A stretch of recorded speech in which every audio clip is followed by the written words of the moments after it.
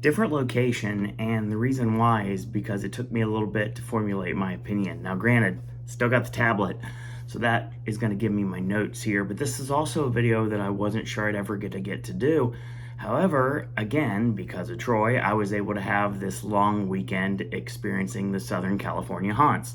Now, the video that I did previously was for Universal Studios Hollywood, and legitimately was my first haunt of the season, and the first time of seeing a Universal haunt this year. And who knows, depending on the circumstance, might be my only time. I guess we'll have to wait and see. That being said, the gold standard when it comes to haunt entertainment has always been Knott's Scary Farm. It's something I've been hearing about for years. Now, when I started this journey into visiting haunts that started on my birthday in 2012 at Halloween Horror Nights 22, I started doing research to find out more about the various other haunts. And something that always came across my table was Knott's Scary Farm. And Knott's Berry Farm was one of the first, actually, theme parks on the planet. And it's something that has been running their Halloween haunt events since 1973, which means we are 50 years old this year. Very close to me. Thankfully, not extremely close to me, but a few years from being close to me. That being said, it would make sense that I would finally make the trip out west to Knott's if I was going to Horror Nights as well. So that's exactly what happened. So yeah, it was day 2 of the long weekend in California, and it started with my first trip to In-N-Out. So yeah, I was able to finally do the fabled In-N-Out burger. As everyone knows, I'm a chicken guy, pun not intended, and needless to say, I was not necessarily excited about not having a chicken option. But luckily, because I don't eat bread unless it's certain places, pizza crust, obviously the pretzel bread at Tucson, garlic bread, that stuff I'm cool with. But like actual bread in a sandwich, nah, usually I don't go for that. However, there were 2 all beef patties, no bacon, weird, and their fries were really good, and I had a Neapolitan milkshake, which was amazing because it was obviously my favorite, which is chocolate, vanilla, which is too bland for me, and strawberry, which I'm gotta be in the right mood for, mixed together. So it was like the baked Alaska of milkshakes. So yeah, that was really cool, and I very much enjoyed it. It's a good mixture, so if you get a chance to go to In-N-Out and you haven't had it yet, the chocolate, strawberry, and vanilla milkshake, the Neapolitan, grab it. Definitely worth it. The pilgrimage to Knott's Scary Farm began. Now, obviously, my 2 experiences of Knott's were very different. Now, in January last year, when I first went, it was a coaster credit time frame. I was actually able to knock out Accelerator as my first roller coaster at Knott's, and subsequently enough, Accelerator went down shortly after I left and has not came back up ever since. So yeah, I got really lucky. And Montezuma's Revenge is getting revamped into Montezuma at some point. So needless to say, that has also never opened back up yet since, and I got that credit as well. So I was super lucky and was able to get all the credits at Knott's Scary Farm. Knott's Berry Farm in this case. So yeah, I'm getting ahead of myself. So yeah, basically what I was trying to do on that trip was getting coaster credits. The second one, I wore the wrong shoes. I will completely be honest with you guys. And needless to say, yeah, I basically just walked around in pain and on the ghost town area and looking at shops and pretty much did nothing else. So yeah, that was not really worth my time. It was really cool to just walk around and enjoy everything and drinking all the ambiance. Wonder if I would ever see Knott's Scary Farm.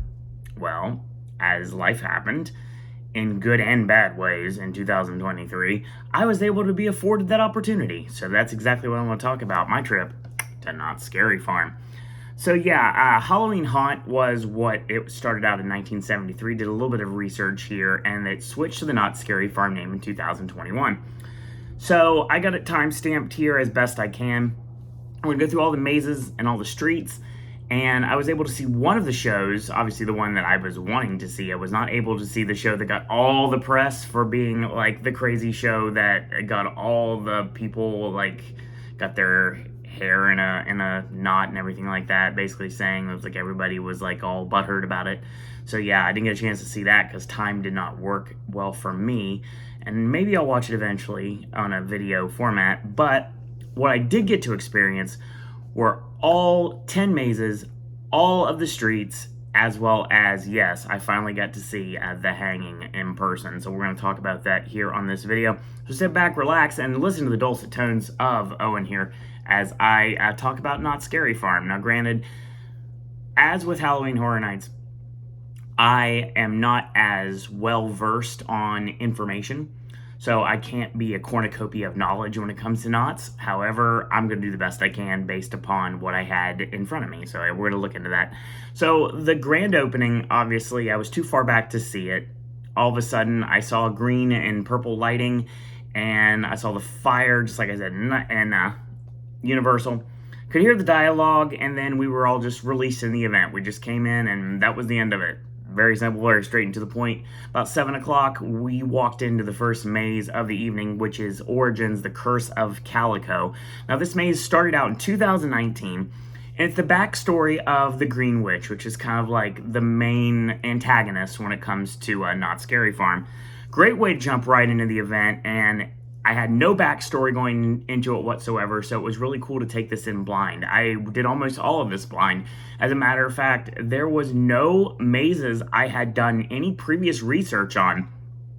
The only thing I was able to see, like back in the day, as I remember when we were sitting around after long 7-hour Popcast with me and the other Horror Night updaters, and we were talking about various haunts and watching videos and walkthroughs and things like that.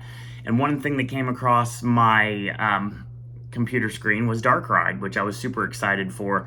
And unfortunately, Dark Ride went away, and it turned into what ended up becoming Cinema Slasher this year, but we'll talk about that when we get to it. The screen shows Sarah Marshall, we're definitely not going to forget that Green Witch, throughout the maze, and of course, basically very aggressive, extremely claustrophobic, and the walls kind of just closing in on you. It was like the inflatable walls we have to break in, like you're literally trying to push your way through. I love that. That was really well done. I will say you did not know how or what to expect around every corner. And there was a cool outdoor scene that gave me some, obviously I'm going to equate everything to the Horror Nights that I know so well, and that would be Ghost Town, The Curse of Lightning Gulch. And yeah, obviously it makes sense because this is a maze that is predicated towards the Ghost Town streets and the backstory of the Green Witch and the Ghost Town and pretty much Calico in general when it comes to Knott's Scary Farm. A great way to start it off, and I very much enjoyed it. 2022 is the first time that the Grimoire was brought to the Mystery Lodge, and that was our next maze. It was about 7:08. I'm going to timestamp, so I'll tell you how fast I got through everything. Very similar in thought process to Evil Dead. Basically, evil book equals bad things, summons evil things happen around every corner. So yeah, it was set in multiple time periods in the 50s, and that gave you like Leave It to Cleaver, like Pleasantville style vibes, and you didn't know what was going on, maybe like a Soylent Green situation. And then the Camp Gonna Get You was the 1980s like slasher. We'll get there in a little bit. And very vibrant colors. The text was on the walls, like telling you what you're about to see. I really enjoyed that. Very well done. I will not have as much to say about some of these mazes, but I will say that there was nothing I actively disliked. I will get to that. Even my number 10 is not, only because of I have to number everything. 717, we moved on to the newest, one of the new 3 mazes that we have this year, and that's Room 13. Now, interesting thing about this is I love the aesthetic of a haunted hotel. Obviously, we had a haunted hotel in Hollywood, and we've done The Shining before here in Orlando, and the aesthetic of like Motel Hell at Busch Gardens, Howl-O-Scream in the last several years. I enjoy this. I enjoy the way it looks, a very Victorian look, very regal look, and you knew that something wasn't on the up and up. I thought that was really cool. The aesthetic of the Archive Hotel, totally loved it. The Devil's Elixir was kind of like absinthe. It was like a green elixir that was kind of propelling the story of the actual maze itself. And it's like if you drink the literal drink the Kool-Aid, bad things could possibly happen. It gave me some serious Coven vibes. given the fact that it basically entered through the side, kind of like an old school speakeasy. I thought that was really cool. Basically, the great thing about it is there were some mirror effect that I really enjoyed that gave you the thought process in your mind that you were higher up than you actually were. I always like this forced perspective has always been something I've enjoyed in mazes of the past and Universal, and I like how this was done here. Very cool, very well done. We walked through our first street of the night, which is Carnival. I like evil clowns for lots of reasons. Needless to say, these characters on point. Definitely just watching people. I could people watching this street for hours, and I never would get tired of it. But we had stuff to do, and that moved us to 7:35. So we moved over to Buy Accelerator, and that was to Mesmer, which is going to be a sideshow of the mind. Started out in 2021. Now, immediately there was a carnival barker kind of beckoning you in, and also we had like a bearded lady that was really cool, kind of like basically tempting you to go inside and see what mystery surrounds you. I like this a lot. Very twisted maze, very creepy maze. It just basically took you on a journey, and you were in from the moment you got in to the second you exited. The vortex tunnel, that was really cool. There was a moving walkway that was well done. There were vibrating floors. That was really cool. Bungee effects, animatronics at the very end, sinister voices that were urging you to move forward and go through. Some really twisted imagery. Totally love this maze in every way possible. Sideshow performers around every corner in various nice and also evil ways. Very nice, very evil. But yeah, Mesmer's great. Absolutely loved it. We'll get to my further opinions whenever we get to our rankings at the end. Cinema Slasher was the next one. Obviously, I love the movie theater marquee aesthetic. This is where Dark Ride was before. So Cinema Slasher, paying homage to Slaughterhouse, Trick or Treat, and Camp Gonna Getcha. So 3 mazes of the past of Knott's Scary Farm. And also kind of being a little tongue-in-cheek, little dig at Universal-style mazes, because obviously there were a lot of Easter eggs you had to be able to know, even though characters were not what you thought they were what you thought they were, but they weren't what you thought they were, if that makes any sense. A screen showed the usher outside the ticket taker, basically at the ticket booth, and they were kind of beckoning you to enter through. The concession, the movie posters, the let's all go to the lobby, serious Usher vibes here, serious Slaughter Cinema vibes here, popcorn smells, definitely really felt like you were in a movie theater, and of course obviously one person is not a static figure in the theater seats. I thought those rooms were really well done. You were literally walking through the screen, entering you into one of the 3 films. I enjoyed this. The Midnight Theater was done very well. Sleepaway camps, sororities, slasher films, all focused on in this maze and all very well done. I really enjoyed it. And it was something that I'd love to have had another run through of, because it was just a solid maze all along. I like mazes like this anyway, because I was a big Slaughter Cinema guy. 808 took us to Chilling Chambers, which is another new maze. 1977, the original maze that brought Knott's Scary Farm up, which is going to be 3 Chilling Chambers. That was for Halloween Haunt. And a cathedral with the 50 logo just leads you right in to what you're about to experience. Basically, if you're a Universal fan, the best way to describe it for me is it's Monsters and Mayhem for Knotts. I thought that made the most sense. Mashup house taking you from room to room, filled with Easter eggs, needing multiple walkthroughs in order to be able to experience everything. At one point, For Whom the Bell Tolls was playing, I started chanting MDK. If you know, you know. And of course, obviously, that's another sign from another time as well. Literal graveyard at the end, and it really felt like you were paying homage to all of the Halloween Haunt and Knott's Scary Farm mazes of the past.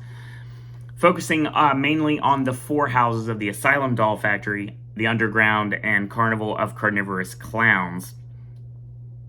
So yeah, those 4 mazes were basically the focal point. Literally ending in a graveyard. I thought it was really well done. The Keeper was your host, basically, your ghost host, if you will, throughout the entire maze, and that was done very well. I like the use of screens at Knott's, actually. They actually work quite well, and they make sense to further what's going on before it happens. 8:30 moved on to Waxworks. This maze is probably on its way out as well. 2019 is when this one started. Wax figures of various kinds, kind of like a person just absolutely goes completely nuts and starts putting people in wax, because that's just how he does things. Dr. Augustus Scratch is his name. Wax Museum gone wrong is what I have on my notes here. Very visual, very claustrophobic. I will say that it looked like the experience was like a plastic surgeon that just lost their mind, kind of like from like Vanity Ball, and they kind of morphed with a wax museum gone wrong. Now, the one thing I do enjoy about it, it had gaps in it, guest activated triggers, which is really cool, because if you're in a museum, there are buttons you push, and the buttons you would push will like give dialogue from the static figure here. I thought that was really cool, and it was done to propel the storyline of the maze, just like what Universal does with their GATs as well. I thought that was really well done. 8:53, we had a quick stop to the Ghost Town Bakery to get some boysenberry sugar cookies, because yes, love boysenberry. So good. Not great when it's by itself, but when it mixes with things like sugar and barbecue sauce, choice. 9:38, we had to get in line for the wagon camp venue because it was such smaller. It can hold only 600 people. And this is the first time that the Hanging Uncanceled was actually in this venue. Now, it has been in other locations in the past, and I will say right now, the thing I knew about the Hanging is this is something I have watched videos of in the past, and it felt very much like our Bill and Ted show. And I know the Hanging came first. I totally get it. But for me, it was like I was watching Bill and Ted again, and it felt like home. Like anything from sitting down in the seats to the entering the venue itself and the entrance music loop, which made perfect sense, and it felt also more like Bill and Ted with the Wolfman Jack stuff included, as well as the Real Men of Genius ripoffs. I love that. That was really well done. I will say that there was actually a Bill and Ted reference during the show, which was not lost on me. The Lawman and the Hangman are the ones in charge. It's very self-referential. So the one thing about it is that it felt like they were basically Bill and Ted for all intents and purposes. So the storyline this year basically was the fact the Hanging went away for a couple years, and due to popular demand, it got brought back. Even cooler that there's actually a sign outside that basically says, by the way, if you want to complain, leave it to yourself, because a lot of people worked really hard to get this show back, and we're not going to let you ruin it for everybody. The great thing about Wagon Camp is you don't have to walk around it and hear or see anything if you don't want to. Like, for example, like when it's in the middle, obviously when it's in its former venues, it was something you could not avoid in any way, shape, or form. But this way, it's kind of ducked back a little bit, so you actually have to go behind literal closed doors to be able to experience the Hanging if you want to see it. If you don't want to see it, you can avoid it. And I don't know why you would, but there are people out there that do. Basic storyline is Hangman and the Lawman are looking to hang people. Of course, they don't have a noose. But the basic storyline here is Knott's 100% took the show away, moved to a different venue. And now, basically, the storyline is now that the Hanging is kind of a problem in 2023, given the circumstances. And they're still skewering pop culture, just like Bill and Ted always did. I like that. References to Pee Wee Herman, the endless Nicole Kidman AMC ads that we've seen a billion times. Obviously, Will Smith, because it has to be. Elon Musk, literally branded with an X instead of being hanged. I thought that was well done as well. Batman, Justin Bieber. So yeah, this was brought back after 4 years. There were Karens that were involved. Don't want to give it away. The jokes are kind of hit or miss. A lot of the writing basically felt like throw it to the wall to see if it sticks. And some of it soared and some of it sank. It just really depends. There was a really funny node to, of course, the Maleficent dragon catching on fire in Phantasmic. Thought that was well done. There was a lot of laugh out loud humor, and yeah, my Bill and Ted loving heart was very pacified with the show, very self aware, and I just love this. The hanging's uncanceled, fantastic. I would love to be able to see it again. I probably will watch it again on videos. Walk through the ghost town streets. I thought that was really well done. These characters are our performers, 100%, and it comes off very clear. One of the things that was done was there was a red dot that the Ghost Town's characters would follow around, and they would kind of like jump over each other and things, try to get to the red dot. That was well done. Very well performed in this way. Obviously, it was completely improv, and I loved every second of it. As a performer myself, I very much enjoy the acting portion of scare acting. Sometimes more than the scare portion, but I do like both of them, and I do like to do both of them, and I think these characters are on point in every way possible. Move through Carnival Hell again one more time. Take a shot, went to the wrong day. Oh, there we go. So yeah, we moved on to Bloodline 1842. This was for 10:48, so we're a little bit further in the night. Knott's closed at, I think it was 2 at this 1 o'clock this night. So yeah, basically, yeah, 2, yeah. I closed at 2, and we were pretty much done with everything, but I'll get to that in a minute. Bloodline used to be a shooter attraction, which apparently caused a lot of issues. I will say that vampires plus steampunk, actually really well done. The guns were taken away. There's heights. There's a bridge you had to go across. That was really good.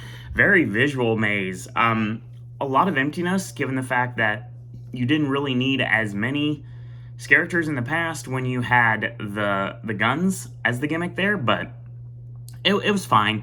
It was a long wait, but it was worth it in the end. We went to the Depths, which, of course, that was 11:16. Second to last maze of the night. The Depths probably on its way out. It's leaving because it's been here since 2018.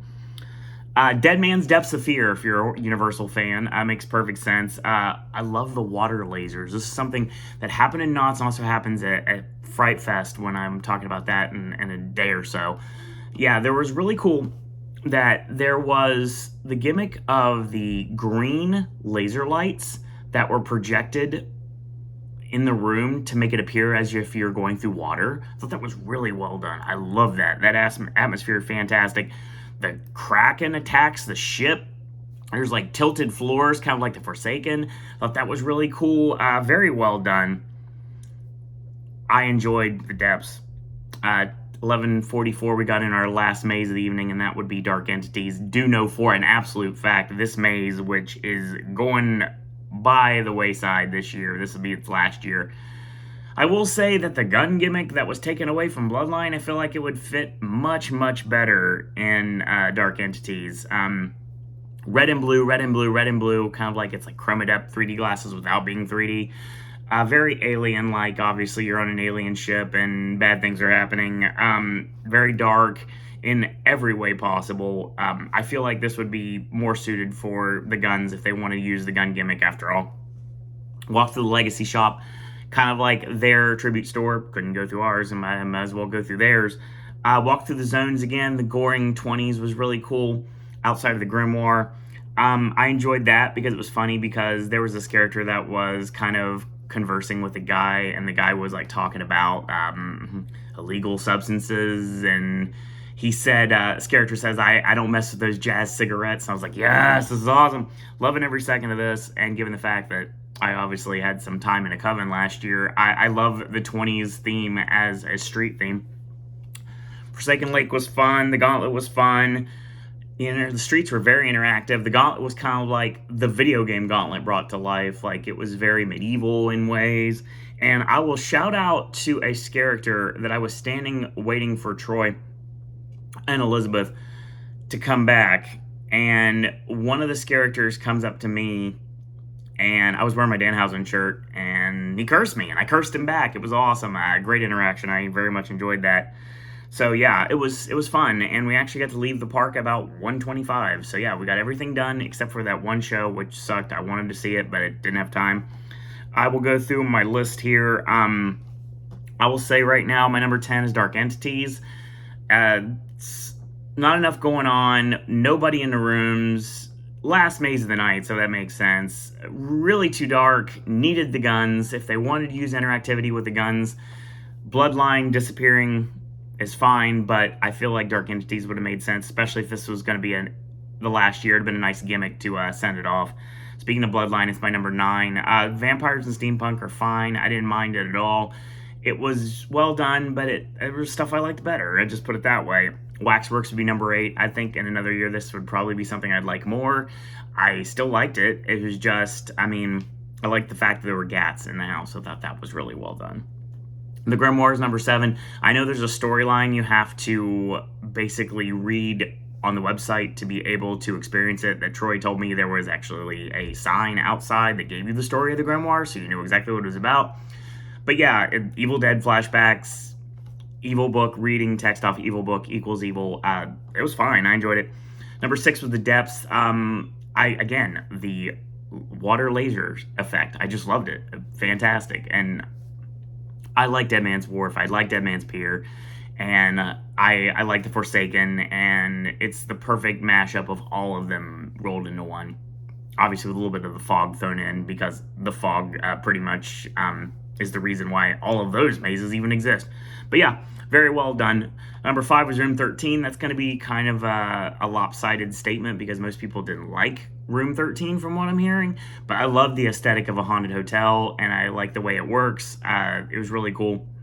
Done really well in every way possible. Chilling Chambers was number 4. Like I said before, if I needed a history lesson on Knott, this was a really good way to bring me into it.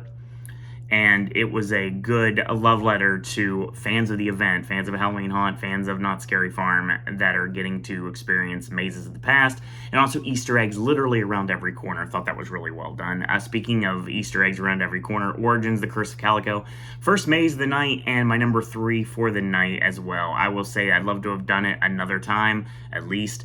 I like the use of screens, showing Sarah Marshall in the various levels before she ends up becoming the Green Witch. So I thought that was really well done. Very entertaining. Number 2, another year probably been number 1, but number 1 and 2 kind of fluctuated back and forth in my head. That's the reason why it took me a week to do this, as far as you know, because technically speaking, it is October 14th, and when I'm filming this, so it's been a week since I've been to Knott's, so it makes sense I'm doing it a week later. Cinema Slasher, fantastic house. I love this maze every way possible. I love the aesthetic of the maze. I love the sense of the maze. I love the concept of the maze. And like I said, gave me Slaughter Cinema vibes. Love that maze. And I definitely would love to have seen it again. And of course, obviously, without giving it away, my number 1 easily, without any question, was Mesmer. Mesmer was fantastic. I'm a magic guy. I love visual sight gags. There was a snake room, and I was able to somewhat avoid it, but yeah, it just like with other things in the past, it did not deter me from loving this maze. Everything about this maze is phenomenal, and it's something I would love to have here because there's so many great visual illusions. It's very creepy, it's very dark. I love the sinister voice urging you to go through, basically kind of hypnotizing you with what's being said. I just love this. It's literally mesmerizing. And pun not intended, Mesmer was easily hands above the best maze I got to go through at Knott's Scary Farm. Will I get to go back? I doubt it, but who knows? I didn't think 2023 was going to happen, but I didn't think 2023 would go the way it did either, so remains to be seen. But yeah, kudos, Knott's Scary Farm, for creating a fantastic Halloween haunt in Knott's Scary Farm in every way possible. Definitely something I would enjoy to go back to again. So yeah, if you got a chance to experience it, great. Let me know what you think. If you didn't, there's great videos that are out there now you can check out as well. They don't have a filming rule, basically in Hollywood and in California in general, but I will say that I still didn't feel right filming. That's the reason why there's not as many pictures as I did of Horror Nights and everything. So the other, doing Six Flags and doing Knott's, I didn't really do any pictures or video. But yeah, I wanted to. So yeah, it's good stuff. Wanted to just drink it in, kind of let myself be entertained instead of entertained, if that makes any sense. Yeah, it's kind of get that writer's lay sometimes. That's going to be your show for today. We got one more haunt event to talk about, and that is the very interesting Six Flags Fright Fest. We'll talk about Magic Mountain soon. In the meantime, if you have any ideas for Sip and Snack or versus the other regular segments on the network, feel free to shoot me an email, suroanddisney@gmail.com. So in the meantime, I want to thank you guys and girls out there for watching, and until tomorrow, boys and girls, that's all I got to say about that.